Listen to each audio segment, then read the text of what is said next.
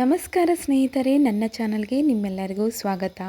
ಇವತ್ತಿನ ವಿಡಿಯೋದಲ್ಲಿ ತುಂಬ ಸಿಂಪಲ್ಲಾಗಿ ಬಿಸಿ ಬಿಸಿ ರೈಸಿಗೆ ಸಖತ್ತಾಗಿ ಕಾಂಬಿನೇಷನ್ ಇರುವಂತಹ ಗಟ್ಟಿ ಬೇಳೆ ಅಥವಾ ಬೇಳೆ ಸಾರು ಯಾವ ರೀತಿ ಮಾಡೋದಂತ ತೋರಿಸ್ಕೊಡ್ತಾ ಇದ್ದೀನಿ.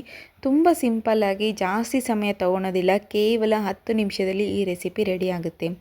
1 ಬೌಲ್ ಆಗುವಷ್ಟು ತೊಗರಿಬೇಳೆನ ತೊಗೊಂಡಿದ್ದೀನಿ. ಅದನ್ನು ನೀಟಾಗಿ ಒಂದು 2 ಸತಿ ನೀರಾಕಿ ವಾಶ್ ಮಾಡ್ಕೊಳ್ಳಿ. ಅದಾದಮೇಲೆ ನೋಡಿ, 2 ಟೊಮೊಟೊ ತೊಗೊಂಡಿದ್ದೀನಿ. ನಾನು ದೊಡ್ಡ ಗಾತ್ರದಲ್ಲಿರುವಂಥ 2 ಟೊಮೊಟೊನ ತೊಗೊಂಡಿದ್ದೀನಿ.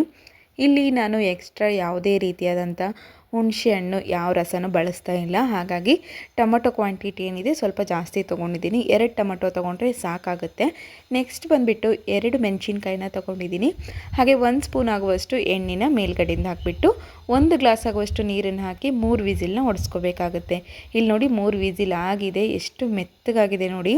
ತೊಗರಿಬೇಳೆ ಈ ರೀತಿ ಮೆತ್ತಗಾದಾಗ ನಾವೇನು ಮಾಡಬೇಕಂದ್ರೆ ಸ್ಮ್ಯಾಶ್ ಮಾಡ್ಕೋಬೇಕಾಗತ್ತೆ. ಈ ರೀತಿ ನಿಮ್ಮ ಹತ್ರ ಸ್ಮ್ಯಾಶರ್ ಇತ್ತಂದರೆ ಸ್ಮ್ಯಾಶರ್ ಸಹಾಯದಿಂದ ಮಾಡ್ಕೊಳ್ಳಿ, ಅಥವಾ ಸ್ಪೂನಿನ ಸಹಾಯದಿಂದನೂ ಮಾಡ್ಕೋಬಹುದು. ನೋಡಿ, ಇವಾಗ ಎಲ್ಲವೂ ಕೂಡ ನೀಟಾಗಿ ರುಬ್ಕೊಂಡಿದ್ದಾಗಿದೆ, ಎಷ್ಟು ಸ್ಮೂತಾಗಿ ಆಗಿದೆ ಅಂತೇಳಿ. ನೆಕ್ಸ್ಟ್ ಬಂದುಬಿಟ್ಟು ಒಂದು ಕಡಾಯಿಯಲ್ಲಿ 2 ರಿಂದ 3 ಟೇಬಲ್ ಸ್ಪೂನ್ ಆಗುವಷ್ಟು ಎಣ್ಣೆನ ಹಾಕ್ತಾಯಿದ್ದೀನಿ. ಎಣ್ಣೆ ಸ್ವಲ್ಪ ಹೀಟ್ ಆಗೋಕ್ಕೆ ಬಿಡಬೇಕು. ಗ್ಯಾಸ್ ಫ್ಲೇಮ್ ಏನಿದೆ ಹೈ ಇಟ್ಕೊಳ್ಳಿ. ಎಣ್ಣೆ ಬಿಸಿ ಆದ ಮೇಲೆ ಇದಕ್ಕೆ ನಾವು ಒಗ್ಗರಣೆನ ಹಾಕ್ಕೋಬೇಕಾಗತ್ತೆ. ಒಗ್ಗರಣೆಗೆ ಇಲ್ಲಿ ನೋಡಿ ನಾನು ಸಾಸಿವೆ ಬಳಸ್ತಾ ಇದ್ದೀನಿ. 1 ಸ್ಪೂನ್ ಆಗುವಷ್ಟು ಸಾಸಿವೆ, ಹಾಗೆ 1 ಸ್ಪೂನ್ ಆಗುವಷ್ಟು ಜೀರಿಗೆ. ಸಾಸಿವೆ ಜೀರಿಗೆ ಸ್ವಲ್ಪ ಕ್ವಾಂಟಿಟಿ ಜಾಸ್ತಿ ಇತ್ತಂದರೆ ಟೇಸ್ಟ್ ಚೆನ್ನಾಗಿರುತ್ತೆ. ಹಾಗೆ ಬೆಳ್ಳುಳ್ಳಿನ ಜಜ್ಜಿ ಹಾಕ್ಬೋದು, ಇಲ್ಲ ಹಾಗೆ ಹಾಕ್ಕೋಬೋದು. ನೋಡಿ, ಕಲರ್ ಚೇಂಜ್ ಆಗೋವರೆಗೂ ಎಣ್ಣೆಯಲ್ಲಿ ನೀಟಾಗಿ ಫ್ರೈ ಮಾಡ್ಕೋಬೇಕು. 1-2 ನಿಮಿಷ ಆದರೆ ಸಾಕು. ಬೆಳ್ಳುಳ್ಳಿ ಸ್ಮೆಲ್ ನೋಡ್ರಿ ಎಷ್ಟು ಚೆನ್ನಾಗಿ ಬರುತ್ತೆ. ಈ ರೀತಿ ಆದಮೇಲೆ 2 ಬ್ಯಾಡಗೆ ಮೆಣಸಿನ್ಕಾಯಿ ನಾನು ಇದರಲ್ಲಿ ಹಾಕ್ತಾ ಇದ್ದೀನಿ. ಹಾಗೆ ಕರಿಬೇವನ್ನ ಹಾಕ್ಕೊತಾ ಇದ್ದೀನಿ. ಈಗ ಎಲ್ಲ ಕೂಡ ಎಣ್ಣೆಯಲ್ಲಿ ಚೆನ್ನಾಗಿ ಫ್ರೈ ಆಗಿದೆ ನೋಡಿ. ಈ ರೀತಿ ಕಲರ್ ಚೇಂಜ್ ಆಗಬೇಕು. ಕಲರ್ ಚೇಂಜ್ ಆಗಿದ ತಕ್ಷಣವೇ ನಮ್ಮ ಒಗ್ಗರಣೆ ಏನಿದೆ ರೆಡಿಯಾಗಿದೆ ಅಂತ ಅರ್ಥ. ಇದಕ್ಕೆ ಈಗ ನಾವು ಮಸಾಲೆಗಳನ್ನು ಹಾಕ್ಕೊಳ್ಳೋಣ. ನಾನು ಇಲ್ಲಿ ಸಿಂಪಲ್ಲಾಗಿ ಮಸಾಲೆಗಳಂದರೆ ಹೆಚ್ಚು ಸಮಯ ತಗೊಳ್ಳಾರ್ದೆ ತುಂಬ ಈಸಿಯಾಗಿರುವಂಥ ಮಸಾಲೆಗಳೇ ಹಾಕ್ತಾ ಇರೋದು.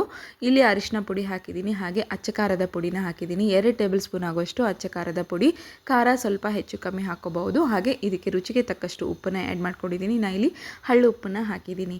ಅದಾದಮೇಲೆ ನಾವು ಏನು ತೊಗರಿಬೇಳೆನ ಸ್ಮ್ಯಾಶ್ ಮಾಡಿ ಇಟ್ಕೊಂಡಿದ್ವಲ್ವ, ಅದನ್ನು ಈಗ ಆ್ಯಡ್ ಮಾಡ್ಕೊಂಡು ಬಿಡೋಣ. ನೀಟಾಗಿ ಕಲಿಸ್ಕೊಂಡ್ಬಿಟ್ರೆ ಮುಗೀತು ನೋಡಿ, ನಮ್ಮ ತೊಗರಿಬೇಳೆ ಸಾರು ರೆಡಿಯಾಗಿದೆ. ಗಟ್ಟಿ ಬೇಳೆ ಅಥವಾ ತೊಗರಿಬೇಳೆ ತುಂಬ ಅಂದರೆ ತುಂಬ ಸುಲಭವಾಗಿ ಮಾಡ್ಕೋಬೋದು. ಬಿಸಿ ಬಿಸಿ ಅನ್ನ, ತುಪ್ಪ ಹಾಗೆ ಈ ಬೇಳೆ ಇತ್ತಂದರೆ ಸಾಕು, ಇನ್ನೇನು ಬೇಡ. ಹೆಚ್ಚು ಸಮಯ ತೊಗೊಳೋದಿಲ್ಲ, ಯಾವುದೇ ಕಾಯಿಪಲ್ಯ ಹಾಕಬೇಕನ್ನೋದಿಲ್ಲ, ಏನಿಲ್ಲ. ಇಡ್ಲಿ ಜೊತೆಗಾಗಿರ್ಬೋದು, ದೋಸೆ ಜೊತೆಗಾಗಿರ್ಬೋದು, ರೈಸ್ ಜೊತೆಗಾಗಿರ್ಬೋದು, ಸಖತ್ತಾಗಿರುತ್ತೆ. ಒಂದು ಸತಿ ಟ್ರೈ ಮಾಡಿ. 1 ಕುದಿ ಬರೋವರೆಗೂ ಬಿಡಬೇಕಾಗುತ್ತೆ. 1 ಕುದಿ ಬಂದ ತಕ್ಷಣವೇ ಮೇಲ್ಗಡೆಯಿಂದ ಸ್ವಲ್ಪ ಕೊತ್ತಂಬರಿನ ಹಾಕ್ಕೊಂಡು ಈಗ ಗ್ಯಾಸ್ನ ಬಂದ್ ಮಾಡ್ಕೋಬೇಕು. ನೋಡಿ, ರೆಡಿಯಾಗಿರುವಂಥ ತೊಗರಿಬೇಳೆ ಎಷ್ಟು ಸುಲಭವಾಗಿ ಮಾಡ್ಕೋಬೋದು ಅಂತೇಳಿ ನಾನು ನಿಮಗೆ ಈ ವಿಡಿಯೋದಲ್ಲಿ ತೋರಿಸ್ಕೊಟ್ಟಿದ್ದೀನಿ. ನನ್ನ ಚಾನಲ್ ನಿಮಗೆ ಇಷ್ಟ ಆಗಿದ್ದರೆ ನನ್ನ ಚಾನಲ್ನ ಸಬ್ಸ್ಕ್ರೈಬ್ ಆಗೋದನ್ನು ಮಾತ್ರ ಮರಿಬೇಡಿ. ಹಾಗೆ ಪಕ್ಕದಲ್ಲಿರುವ ಬೆಲ್ ಐಕಾನ್ನ ಕ್ಲಿಕ್ ಮಾಡಿ, ಎಲ್ಲರಿಗಿಂತ ಮುಂಚೆ ನೋಟಿಫಿಕೇಷನ್ ನಿಮಗೆ ಸಿಗುತ್ತೆ. ನೋಡಿ, ತಣ್ಣಗಾದ್ಮೇಲೆ ನಾನು ನಿಮಗೆ ತೋರಿಸ್ಕೊಡ್ತಾ ಇದ್ದೀನಿ ಎಷ್ಟು ಈಸಿಯಾಗಿ ಬಂದಿದೆ. ಇದೇ ರೀತಿ ನೀವು ಕೂಡ ಮಾಡ್ಕೊಳ್ಳಿ. ಹಾಗೆ ಯಾವ ರೀತಿ ಬಂದಿದೆ ಅಂತೇಳಿ ಮಾಡಿದ ಮೇಲೆ ಕಮೆಂಟ್ ಮಾಡಿ ತಿಳಿಸಿ. ಈ ವಿಡಿಯೋ ನಿಮಗೆ ಇಷ್ಟ ಆದರೆ ನಿಮ್ಮ ಫ್ಯಾಮಿಲಿ ಫ್ರೆಂಡ್ಸಿಗೆ ಕೂಡ ಶೇರ್ ಮಾಡಿ. ಹಾಗೆ ನನ್ನ ಚಾನಲ್ನ ಸಬ್ಸ್ಕ್ರೈಬ್ ಆಗಿ. ನೋಡಿ, ಬಿಸಿ ಬಿಸಿ ಅನ್ನದ ಜೊತೆಗೆ ನಾನು ತೋರಿಸ್ಕೊಡ್ತಾ ಇದ್ದೀನಿ, ಎಷ್ಟು ಚೆನ್ನಾಗಿರುತ್ತೆ. ಒಂದು ಸತಿ ನೀವು ಕೂಡ ಟ್ರೈ ಮಾಡಿ. ಎಷ್ಟು ಸುಲಭವಾಗಿ ಈಸಿಯಾಗಿ ಮಾಡ್ಕೋಬೋದು ಅಂತೇಳಿ ನಾನು ತೋರಿಸಿದ್ದೀನಿ. ಒಂದು ಸತಿ ಮಾಡಿದ ಮೇಲೆ ಡೆಫಿನೆಟ್ಲಿ ನನಗೆ ಕಮೆಂಟ್ ಮಾಡಿ ತಿಳಿಸಿ. ಹಾಗೆ ಸಬ್ಸ್ಕ್ರೈಬ್ ಆಗೋದನ್ನು ಮಾತ್ರ ಮರಿಬೇಡಿ. ಸ್ವಲ್ಪ ಬಿಸಿ ಬಿಸಿ ರೈಸಿಗೆ ಸ್ವಲ್ಪ ತುಪ್ಪನ ಹಾಕ್ಕೊಂಡ್ಬಿಟ್ಟು ಈ ಸಾಂಬಾರ್ನಲ್ಲಿ ಕಲಿಸ್ಕೊಂಡು ತಿಂತಾಯಿದ್ರೆ ಅದರ ಮಜಾನೇ ಬೇರೆ. ಇನ್ನೇನೂ ಬೇಡ, ಸ್ವರ್ಗ ಇದ್ದ ಹಾಗೆ ಅಂದರೆ ತಪ್ಪಾಗೋದಿಲ್ಲ. ಈ ವಿಡಿಯೋ ನೋಡಿದ್ದಕ್ಕೆ ಧನ್ಯವಾದ.